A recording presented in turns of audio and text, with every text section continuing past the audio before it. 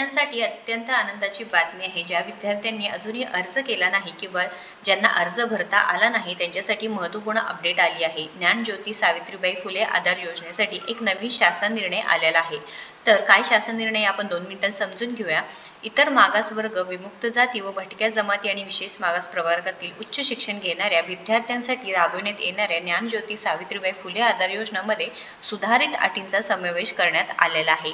तर प्रस्तावना काय आहे तुम्ही पाहू शकता। त्यानंतर शासन निर्णय इथे दिलेला आहे। तर विद्यार्थ्यांसाठी अतिशय महत्त्वपूर्ण अपडेट असणार आहे, त्यामुळे प्रत्येक विद्यार्थ्यांना हा व्हिडिओ शेअर करायचा आहे, कारण या योजनेचा तुम्ही लाभ मिळवू शकणार आहात, अर्ज भरू शकणार आहात। इतर मागास वर्ग, विमुक्त जाती व भटक्या जमाती म्हणजे इतर मागास बहुजन कल्याण विभागाकडून भटक्या जमाती क प्रवर्गातील धनगर समाजाच्या विद्यार्थ्यांकरिता निर्वाह भत्त्याची पंडित दीनदयाल उपाध्याय स्वयं योजना कार्यान्वित असल्यामुळे सदर योजनेचा लाभ घेणाऱ्या भटक्या जमाती क प्रवर्गातील धनगर समाजाचे विद्यार्थी वगळून आणि विशेष मागास प्रवर्गातील उच्च शिक्षण घेणाऱ्या विद्यार्थ्यांना प्रति जिल्हा 600 याप्रमाणे एकूण 21,600 विद्यार्थ्यांकरिता ज्ञानज्योती सावित्रीबाई फुले आधार योजना राबविण्यास दिनांक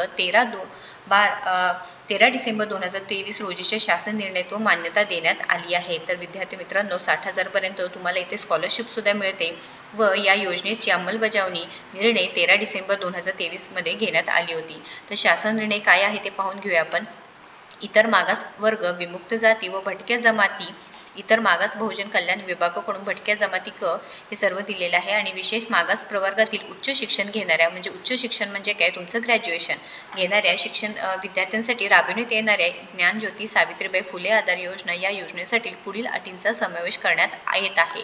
तर वसतिगृहामध्ये जागा रिक्त नसल्यास सदर योजनेअंतर्गत सन 2025-26 पासून पुढे विहित मुदतीत अर्ज करणाऱ्या व्यावसायिक तसेच बिगर व्यावसायिक अभ्यासक्रमाच्या प्रथम वर्षात प्रवेश घेतलेल्या विद्यार्थ्यांना प्रवेश देय राहील। त्यानंतर या योजनेअंतर्गत जागा रिक्त राहिल्यास पात्र विद्यार्थ्यांची गैरसोय होऊ नये हे विचारात घेत द्वितीय वर्षात प्रवेश घेतलेल्या विद्यार्थ्यांना सदर योजनेअंतर्गत प्रवेश देय राहील। तरीही जागा रिक्त राहिल्यास अनुक्रमे तृतीय व चतुर्थ वर्षात प्रवेश घेतलेल्या विद्यार्थ्यांना प्रवेश देय राहील। तर लक्षात घ्या, first year, second year, third year आणि फोर्थ इयर या सर्व स्टुडंट्सना म्हणजेच विद्यार्थ्यांना इथे प्रवेश देण्यात येणार आहे। तथापि द्वितीय, तृतीय व चतुर्थ वर्षात प्रवेश घेताना 12वी परीक्षेच्या अंतिम निकालाचे गुण विचारात घ्यावा। तर मागील काही म्हणजे जेव्हा योजना सुरू झाली होती तेव्हा फर्स्ट इयरच्या स्टुडंट्सलाच फक्त इथे लाभ घेता येत होता, परंतु आता सुधारणा करण्यात आली आहे, सर्व विद्यार्थ्यांना याचा लाभ मिळणार आहे। काही व्यावसायिक तसेच बिगर व्यावसायिक अभ्यासक्रमाचे वर्ष हे 12 महिन्यांपेक्षा जास्त कालावधीचे असते, त्यामुळे अभ्यासक्रमाच्या मध्यावधीमध्ये या योजनेकरिता अर्ज केल्यास या योजनेअंतर्गत लाभ देण्यात यावा। तसेच बिगर व्यावसायिक अभ्यासक्रमांचे प्रवेश प्रक्रिया उशिराने पार पडतात अशा वेळी देखील विद्यार्थ्यांचे सदर योजनेकरिता अंतर्भाव करावा। उदाहरण, वैद्यकीय अभ्यासक्रम 1.5 वर्षाचा असल्यास त्या शाखेतील विद्यार्थ्यांना मध्यावधीमध्ये प्रवेश देण्यात यावा।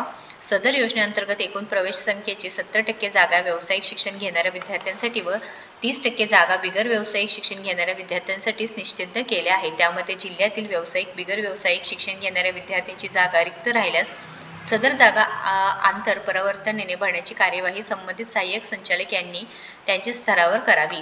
शासन निर्णय दिनांक 13 डिसेंबर 2023 मधील क्षेत्र व त्यानुसार देय लाभ यामध्ये क्षेत्राची सीमा निर्धारणात खालीलप्रमाणे सुधारणा करण्यात आली आहे। ही सर्व माहिती ते दिलेली आहे। भोजन भत्ता असू दे, निवास भत्ता, प्रति विद्यार्थी एकूण देय रक्कम 10 महिन्यांसाठी 60,000 आहे। त्यानंतर शिक्षण घेणाऱ्या विद्यार्थ्यांसाठी आहे। त्यानंतर जे काही विभागीय, शहरातील व उर्वरित वर्ग महानगरपालिकांसाठी किती आहे हे सर्व या तक्त्यामध्ये माहिती देण्यात आलेली आहे। तर विद्यार्थी मित्रांनो, अतिशय आनंदाची बातमी आहे। ही सुधारित GR आहे, शासन निर्णय आहे। अजूनही अर्ज केला नसेल तर नक्कीच अर्ज करून लवकरात लवकर घ्यायचं आहे। मेडिकलचे जे स्टुडंट्स असतील किंवा जे ग्रॅज्युएटचे स्टुडंट असतील हे सर्व विद्यार्थ्यांपर्यंत ही माहिती पोहोचवायची आहे, जेणेकरून त्यांना ज्ञानज्योती सावित्रीबाई फुले आधार योजनेअंतर्गत लाभ मिळणार आहे। 60,000 पर्यंत स्कॉलरशिप मिळतात। काही व्यावसायिक तसेच बिगर व्यावसायिक अभ्यासक्रमांचे वर्ष हे 12 महिन्यांपेक्षा जास्त असल्याने इथे सुद्धा हे नमूद केलेलं आहे, त्यामुळे नक्कीच तुम्ही लाभ मिळवायचा आहे, लाभ घ्यायचा आहे। महत्त्वपूर्ण माहिती जास्तीत जास्त तुमच्या बहिणीपर्यंत, भावापर्यंत, मित्रापर्यंत, मैत्रिणींपर्यंत पोहोचवा।